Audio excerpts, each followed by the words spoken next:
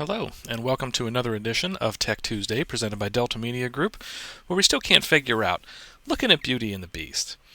There was some point where the Beast saved Beauty from all these wolves that were attacking her, or about to attack her. And after that, he's injured, and then in the very next scene, they're back in the castle. So, we just can't figure out how Belle was able to get Beast onto the horse, and the horse all the way back to the castle, right? I mean, he's got to weigh 300 pounds. What does she weigh? Maybe 110 at the most? It's just a mystery, I guess. A mystery that may never be solved. So, today we are going to take another look at Social Media Connector.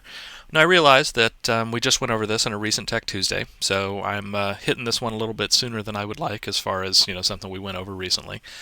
But we did add some things to it that I think are kind of worth going over this one again. So, first off, here we are in an account that does not have Social Media Connector hooked up, so we're just going to go down here to the tab on the left, and you can see we've got social media there. And if I click on that, that takes us to the Social Media Posting Tool page.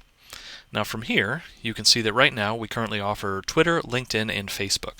So to sign up any one or all of these, you just click on the link in that box, sign into your Twitter account in this case, and then follow through their steps to grant our app authorization to post on your behalf. The process is roughly the same with each one of these, so I'll click on the Twitter one. You can see that opens up in a new window, and I would just sign into my account, click Authorize App, follow through any steps, and then that one would be connected. Now if I go back, the LinkedIn process is exactly the same. It'll open up in the window, and then Facebook is only a little bit different in that it'll open a pop-up instead of opening within this window. But in all cases, you just click on the button, sign into your account, say yes to all the authorization steps, and then you're all set. It's all connected. Now, once you've connected it, you'll see a different interface, or rather that interface will change. So let's go into another account where we can take a look at that.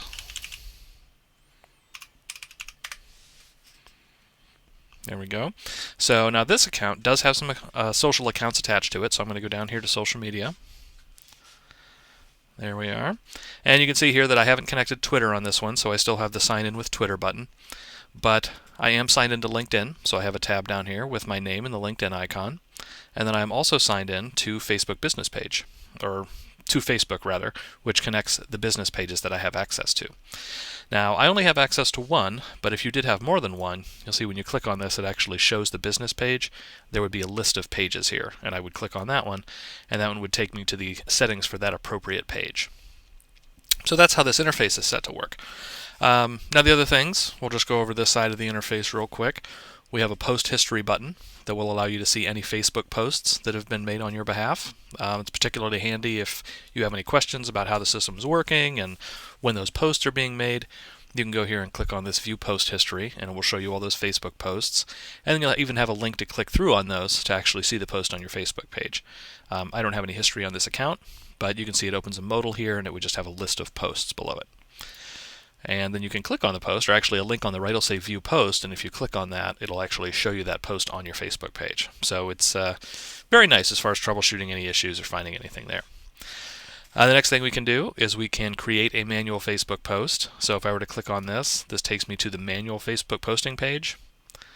Now from here, again, I only have the one business page, but I could click here to select from my different business pages if I had post access to more than one.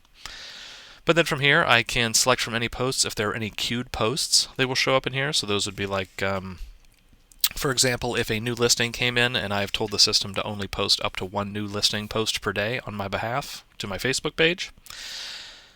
And let's say I got, 2 or 3 new listings that day, it would post one and the other 2 would go in the queue. And if they're in the queue, they would appear in this drop-down, so I could post them manually if I wanted.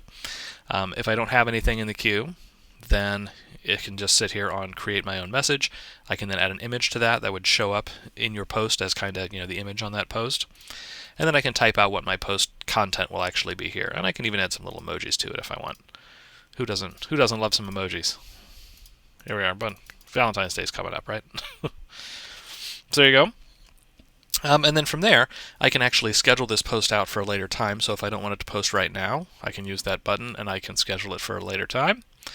And then if we go down a little bit further, you can see if I do have scheduled posts or even queued posts, those will also show up down here. And I can expand those, and you can see I've got an actions button where I can schedule it for another time, discard it, or just publish it right away. So those are my options here on the manual post page. So now if we scroll back up a bit, let's go back to our main social media page. Now the other two pieces are the disconnect buttons. So anything that I have hooked up, if I want to unhook it, I could disconnect it with these buttons. Keep in mind that if you are disconnecting, say, your Facebook account because it doesn't have access to post to something you'd like it to be able to post to, in addition to disconnecting it from here, like this basically removes our side's connection from it, you'll also need to go into your Facebook account settings and remove our app's access if you wanted to start from scratch. The reason you would do that is, let's say you came in here and you set up Facebook connector and you were all set and auto posting to your page fine, and then you created a new business page after the fact, after it was already hooked up, and then went back in here, you wouldn't be able to post to that page because you haven't granted us permissions to post to that page because it didn't exist when you granted the permissions.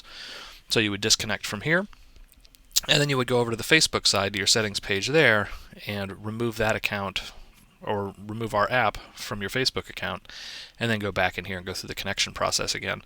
And then it will prompt you for new permissions, and you can give it permissions to post to your new business page. So that's just a scenario where this disconnect button would come in handy for you. And then another one for LinkedIn. There would be one for Twitter if I was signed into Twitter also. So there you go. Now, the main thing that I wanted to cover in this video that I did not cover because it didn't exist in our last video, just last month actually, is matrix view. So over here you can see we have a matrix view button, and this basically revamps this entire view. So if you look through these, I mean, we've been through these in several videos in the past. We've really cleaned up the interface so that it's easier to deal with and easier to set those settings. So to do that, I'm going to click on matrix view.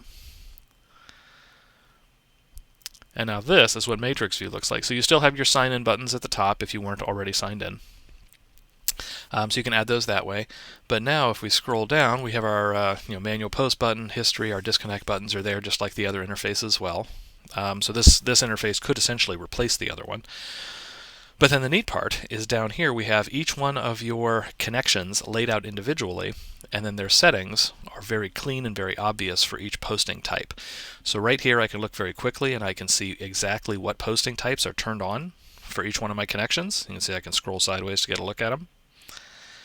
And then if I want to change any of those things, all I have to do is click on that box and you can see it opens a modal that now has all of those same settings from that other interface right here in it. So it just makes it clearer and easier to deal with. So if, for example, right now I'm not posting any new listings to LinkedIn, so I can click here on this. This opens up my new listings modal. Say I want to turn this on. I don't want it to post any more than 2 per day. It's a new listing post. So in this case I don't see a need to delete them, but if I did, that functionality is in here. So let's say I only want it to stay up for 30 days. I could put 30 in there. We'll leave that on days. But know that I could also make it weeks, I could make it months, so if I just wanted it to wait, say 2 months, I could say 2, set this to months, and then that's how long it waits to delete the post. So I have a lot of flexibility there. This is mostly useful for things like open houses. You don't need the post to clutter up your page after the open house has taken place. So you can put in an open house and then say, it'll automatically post all new open houses, but then delete the posts after 2 weeks, for example. So I would set this to 2, set this to weeks, and then it would delete my post after that. And then the next thing I have here is templates, and you see I can select from all the templates just like before, any templates that I have set up for making this particular type of post. So we'll go ahead and leave that on the default. Now the other piece I have here is I have a tab for advanced filters. So if I click on that, you can see that I can, because this is a listing type post, I can filter down the listings that the system will pick up and post as new listings to my, in this case, LinkedIn page, because that's the setting that I'm looking at. So if I go down here, I can filter this by location, price, property type, and then if it's enabled by the company, I can even filter this down to other agents or other offices' listings. If either I don't have any listings of my own or I just want to kind of bolster the amount of new listing posts that go to my Facebook page. So there you have it. So once you have this all set up, you just click Save. And now I have essentially, there we go, turned on my new listing posts. So you can see it's marked and the frequency is set to 2. So just very easily I can see that that's turned on, frequency of 2. So it is just a much cleaner and easier to work with interface as far as going through and handling all your social posting. Now all these work exactly the same way. All the listing-based posts, this would be a new open house, a coming soon listing, or basically a new listing comes in with a status of coming soon. If a video is added or modified to a listing, if there is a price reduction on a listing, or if a new sold listing comes in, if, for your company, we do have data for sold listings. And then the next post types, this is based on a blog post. So anytime a new blog post, or basically a new article, is added to your blog, then it can post those automatically. Reviews, this would be anytime a new customer testimonial basically is approved for your website, then it will pick those up and can post those automatically. MCFL is a little bit special, but basically it's anytime we add a new MCFL article to the platform, and we do that every Thursday. But if I click on this one, you'll notice that these settings are a little bit different than the others. You still turn it on or off. It's not listing related, so you don't have additional criteria here. You still set your post frequency limit. You can still delete the post after certain days, so all that is the same. The only different part is that you can choose the post days on this one. Now, the reason that's significant is that we always add new MCFL articles to the platform on Thursdays. But let's say that we add 3 articles that day, and you don't want it to just post all 3 on Thursday. You want to spread it out throughout the week. So what you can do is you can say only post up to 1 per day, and then the days it's allowed to post are, let's say, Thursday, Sunday, and Wednesday. Why not? Now we'll do Tuesday. Otherwise, there's 2 days in a row. So if we do it that way, what that means is on Thursday, we're going to add 3 new articles to the system. The system knows that it can post up to 1 and that Thursday is a post day, so it's going to post 1 on Thursday. And then the other 2 are going to sit in the post queue.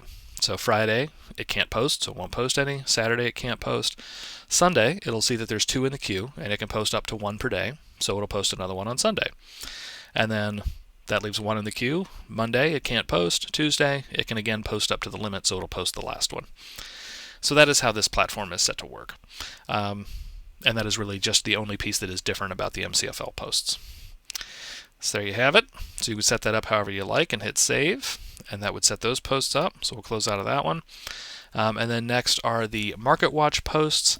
These settings-wise here are exactly the same, but these are looking at only the Market Watches you've created on the Market Watches page in the DeltaNET. And we've got some other videos that go over that more specifically. But you create a Market Watch there, and then you set that Market Watch to be basically enabled for posting. And then if it finds any Market Watches that are set up that way, the system will automatically post it every time that Market Watch regenerates. And you choose what that setting is when you create that Market Watch. Typically it'll be monthly, so every month that Market Watch will kind of regenerate with new data. The system will pick up that it regenerated. If this is turned on and that post or that Market Watch is set to allowed to be posted, then it'll post out with this. And then lastly is the pre-announced listings section. This would be if you have added any listings to the pre-announcement system, it can pick those up and post those as well. And if we click on that, you can see essentially the same settings here. Now these would be a listing that you've added to our pre-announcement system before adding it to the MLS, and that's subject to its own rules there as far as whether or not you can and how long before adding a listing to the MLS you could kind of have it and then pre-announce it as kind of an exclusive. So that is what this is for. So there you have it. That is Social Connector, or Social Media Connector, and the social media management tools, along with the new Matrix interface. I think it's great.